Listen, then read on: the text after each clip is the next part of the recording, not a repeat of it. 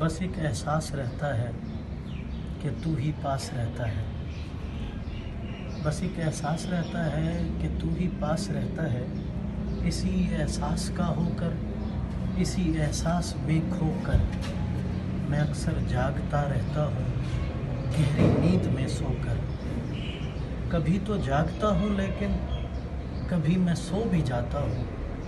कभी तो हंसता हूँ मगर कभी मैं रो भी देता हूँ। बड़ा पुरकैफ लगता है, बड़ा पुरकैफ लगता है तेरे कुर्ब में रहना।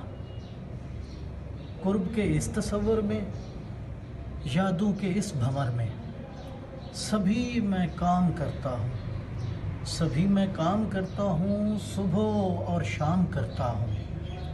तुम्हें एक अर्ज़ करनी थी, तुम्हें एक अर्ज़ करनी थी, मेरे जो साथ हो तो फिर तन्हा न छोड़ के जाना। कि ये वादे जो हम तुमने, इन्हें यूँ बीच में तोड़ के न जाना। सुनो सुनो, मोहब्बत एक ऐसा दरिया है कि जिसमें, मोहब्बत एक ऐसा दरिया है कि जिसमें न कोई आम रहता है, न कोई ख़ास रहता है, बस एक एहसास रहता है कि तू ही पास रहता है। माशाल्लाह।